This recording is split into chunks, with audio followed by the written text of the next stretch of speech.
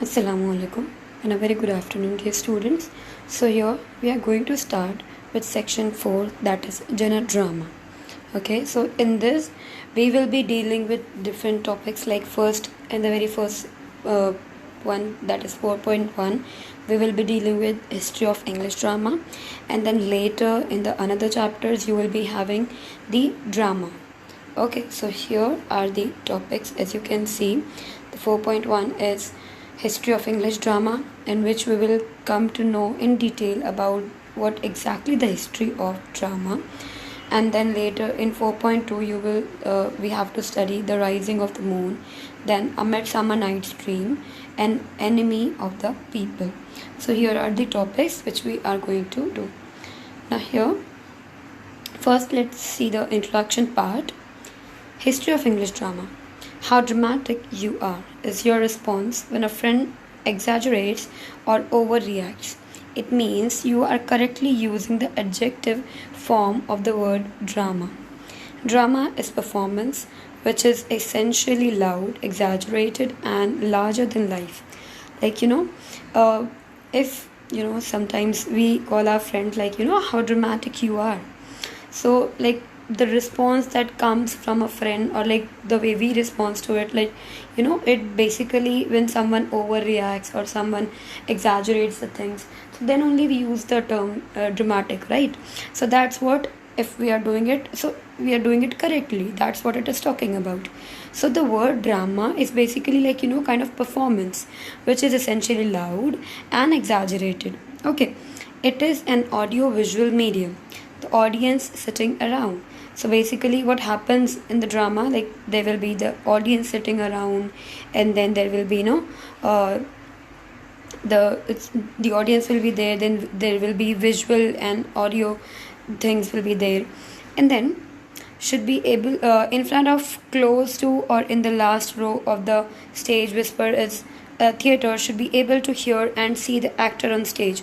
So when the actors there on stage, so either the person is sitting in a front row or the last row, that doesn't matter, everyone will be able to see the character who is acting on the stage right now. Okay, this would be an example of willing suspension of disbelief. It can be defined as willingness to accept the unreal. Here what happens basically, like, we know that whatever is happening on the stage is a drama, means that's not reality. Okay, but then too we accept the things whatever is happening as if it's happening in real. Okay, it may also mean sacrifice of realism and logic for the sake of enjoyment, and there might be, like, there will be no realism, there will be no logic, it might possible, but for the sake of enjoyment we are ready to sacrifice all these things. The term was coined by the poet and aesthetic philosopher Samuel T. Coleridge. Okay, now this term was coined by whom? By the aesthetic philosopher Samuel T. Coleridge. The term often applies to fictional works of action, comedy, fantasy, and horror genres. It refers drama to the willingness of the audience to overlook the limitations of a medium. Drama is a medium of expression whereby performers express themselves artistically. Here, like, people knows that, yeah, it's happening, like, in a drama, it's not real, but then too people accept those things, and as if, like, we enjoy things as if it's happening for real and everything. And then what he says here, the performance is based on a script which is in the form of dialogues. So basically the whole performance is based on, obviously, on the script. If the script is not good, like, so it might possible the audience won't enjoy the drama at all. And basically the script is in the dialogues form, whereas a story or a novel is written in the narrative form. Poetry is language expressed in rhythm and meter. Now when we talk about the the drama, it will be in a dialogues form. Okay, but when we talk about a story or a novel, it will be in a written or in a narrative form, right? But when it comes to poetry, it will be in a rhythm and meter form. Okay, drama is the specific mode of fiction expressed in performance. So now what drama is all about, it's a specific mode of fiction basically, which is based on performance, which is represented by the performance, A play, opera, mime, and ballet are performed in a theater, on radio, on television. So these are the mediums of presenting the opera, mime, and ballet, and etc. Now, what is drama? Drama is a composition in verse or prose to be acted on the stage, in which a story is related by means of dialogue and action and is represented with accompanying gesture, costume, and scenery as in real life. So this definition is given by the this dictionary is of a shorter Oxford dictionary. Okay, so what it says, that drama is basically what it is. It's a basically a composition of verse, okay, which is performed on stage, and where there will be the dialogues will be there. There will be action represented by the actors, and there will be different gestures, costume, and sceneries will be there. Okay, that's how the shorter Oxford dictionary defined the term drama. Now there is another definition. Drama is a composition designed for performance in the theatre, in which actors take the role of the characters, perform the indicated action, and utter written dialogue. So now, as per a glossary of literary terms by H.M. Abrams, what the drama means is basically it's a composition which is designed for the performance. Okay, where it happens in the theatres, and the actors are going to take the different characters and they are going to perform whatever they have been guided as per the dialogue. Now, the elements of drama. The elements of drama are plot, characterization, dialogue, setting, stage directions, conflict, theme. These are the elements. So later we are going to discuss these topics in detail. Okay, basically the elements of drama. The four closely related areas of focus are the focus of the scene, the focus of the audience, the focus of the character, the focus of the actor. Now these are the closely related areas that we were talking about. Now, objectives. After studying this unit, you will be able to understand and identify drama as a genre of literature. And what else you will be able to do? Learn the definition of drama, explain the difference between drama and other forms of literature, and you will be able to explain the basic elements of drama. You will be able to understand the types of drama. So these are the objectives, that why these things have been included in your syllabus. Now, types of drama. First three types are the tragedy, comedy, and tragic comedy. Okay, so now in comedy there are 5 different types. First is romantic comedy, the another is sentimental comedy, then classical comedy, comedy of humor, and comedy of manners. Now see the elements of drama. As we just discussed, were 7 elements. Okay, so the very first one was plot, then we saw characters, then there was characterization, dialogue, stage directions, conflict, and theme. Okay, so now let's focus on the first one, that is plot. The series of events occurring in a play. Now, whatever the things that is taking place in a story, in a drama, that is called as plot. Okay, it means plan, scheme, or pattern. Whatever the plans are there, the schemes are there, the way it have been set, and everything that comes under plot. It has a beginning, a middle, and an end. So plot, what does it have? It has a proper beginning, a middle, and a proper end. Now comes to the characters. The imaginary persons shown in drama. Who are the characters? The person who have been shown, okay, as an imaginary characters or as an imaginary person, they play the role of that, whatever the character they have been provided. The protagonist is the main character in a play, as in a movies and everything we say the hero or something like that. So that the person who plays the main character have been called as a protagonist. Other characters are major, minor, static, and dynamic, and flat and round. So there will be obviously other characters also. Only the protagonist is not going to play the whole drama, obviously, right? So there is going to be some other characters also. So like here, what it's mentioned over here, as it have been called as major or minor, static, dynamic, and flat and round. There will be different characters. Now characterization, it means to reveal peculiarities of the characters, to gain insight into their personalities, establish connections with them. Now as we talk about the characterization, if the person, whoever the main characters or any character, if they're not going to utter any dialogue, if they are not going to speak anything, so obviously we won't be able to come to know, like that is he the good character, or is he the bad character, or is he the protagonist, is he the villain, or what. We are not gonna realize who which one is playing which kind of role if they doesn't perform anything, if they doesn't speak anything, right? So the as the time passes, as they speaks, so we comes to know, yes, he is the protagonist, he is the villain, or he is the antagonist, or whatever it is. Then comes next, that is dialogue. So it involves at least two speakers, monologue to speak to oneself. Now what dialogue means, when there are two people involved, so that is called as dialogue. Okay, now what is monologue? Monologue, when we talk to ourselves, that is what monologue is all about. Then soliloquy, characters thought expressed aloud, like when a character expresses their thoughts or their emotions in a loud manner, that's what it is. It reveals the nature of character and gives us information about this relation. As we just discussed, like if there will be no dialogues from the person's side, so we will not realize which kind of character are they, right? So obviously for coming to know about any character, we need to hear the dialogues between the other different characters. Now, stage directions. Performance of the actor during the course of the development of the story, along with the use of set lighting, music, and costumes. Stage directions are guidelines, suggestions given by the dramatist.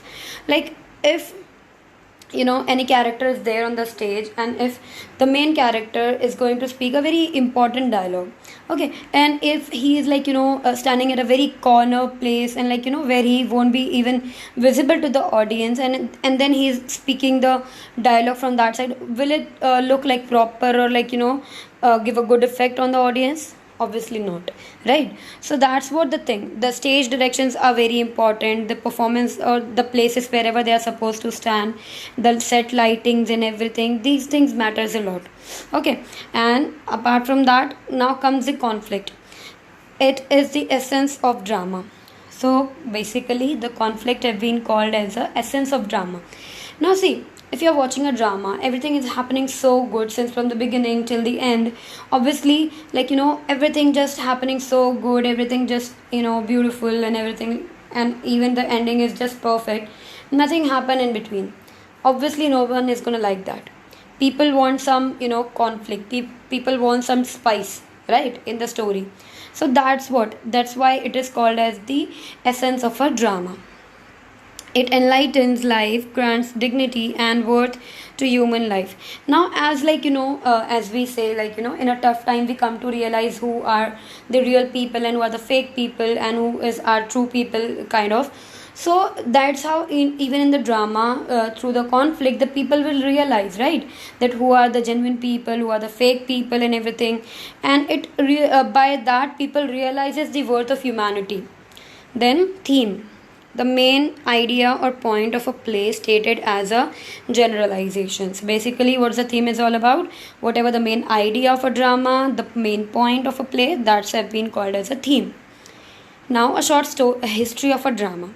Introduction to English drama theatre. Drama has its origins in folk theatre. We therefore cannot consider drama merely as a part of literature. Words are the medium of literature as an art, but drama is a multiple art using words, scenic effects, music, gestures of the actors, and organizing talents of a producer.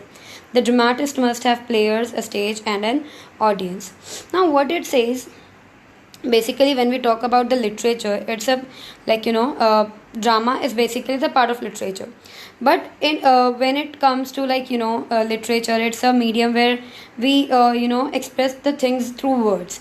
But when we talk about particularly drama, so that is a multiple art. It has been called as a multiple art, because there we use words also, we use scenic effects, we use music, we use gestures and actors, and we see the talent of producer and many other things we see, correct.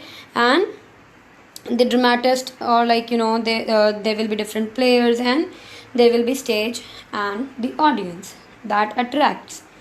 The beginning of drama in England are obscure. There is evidence to believe that when the Romans were in England, they established vast amphitheatres for the production of plays, but when the Romans departed, their theatre departed with them. Now, what it's saying, there are evidence, or that people believe that when Romans were there in England, so they established very vast amphitheaters, okay, for the production. But when the Romans departed from the England, so even the theater departed with them. That's what people believe. Then there were minstrels. People enjoyed their performances. Gradually, by 10th century, the ritual of plays, that itself had something dramatic in it, got extended into the rudiments of a play. Between the 13th and the 14th century, drama started having themes which were separated from religion. And then in the 13th and 14th century, what started happening? People started started with the different themes, and it separated from the religion. The words themselves were spoken in English. A longer dramatic script came into use, and the language that people used to speak was English, and it was longer and dramatic kind of script that people started using, and they were called miracle plays.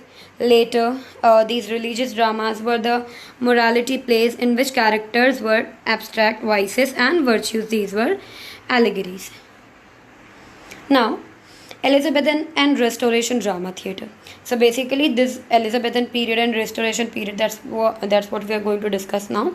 That what was the role of drama, or what's exactly the status of a drama in that period.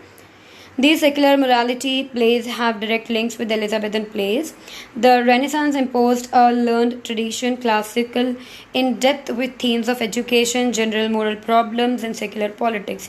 Now, in this particular period, people started discussing about the classical depth and education and general morals and the secular politics and everything. People started discussing in the drama.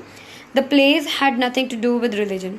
And in that particular period, people were not dealing with the religion and everything kind of stuff.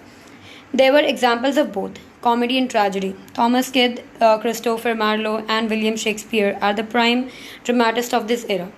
It was Kidd who discovered how easily blank words might be converted into a useful theatre medium, which Shakespeare used brilliantly in all his plays.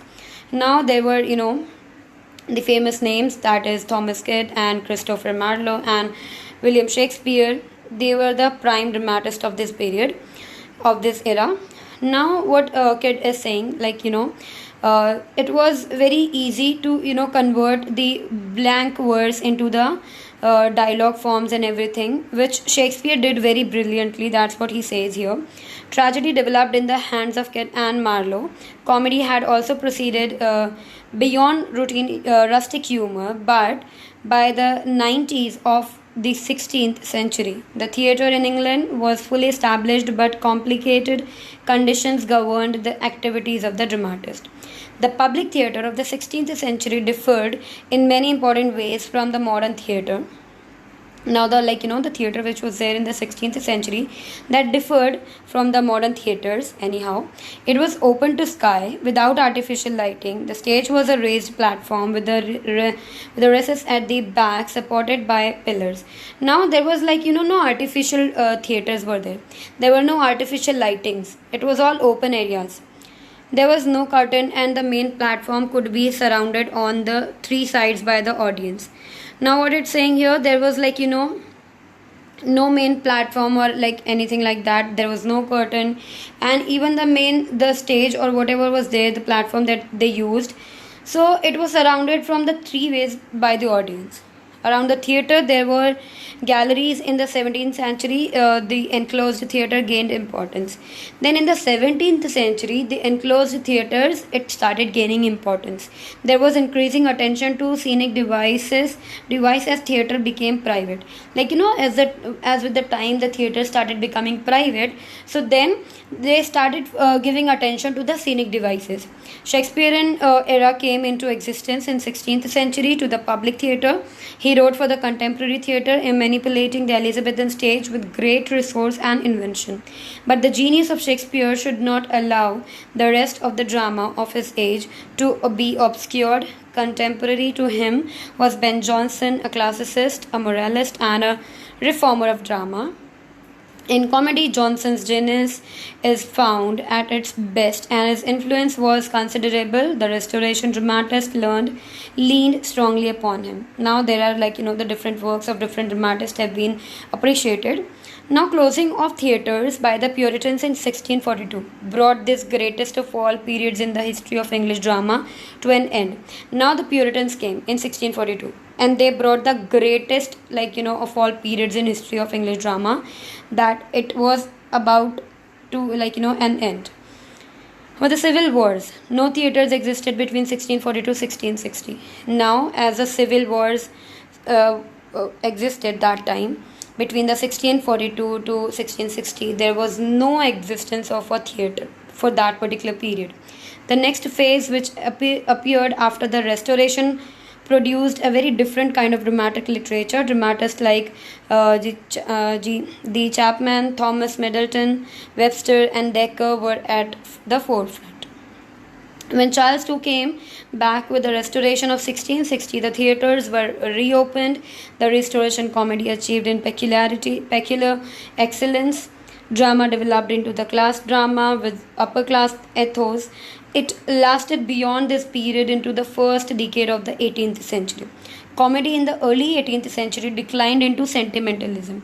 Now, whatever the comedy that was used in the 18th century, then later it declined into sentimentalism. Okay, it became comedy of manners, and that is called as comedy of manners. George Etheridge was its most important exponent. From such depths, the drama was rescued by Oliver Goldsmith and Richard Sheridan. With Sheridan, something of brilliance of Restoration dialogue returned into comedy, but with more general atmosphere. The characters were firmly presented with clarity, reminiscent of Jonson, but with no depth in Sheridan's world, no new interpretation of human nature. In this, he was nearer to Oscar Wilde than to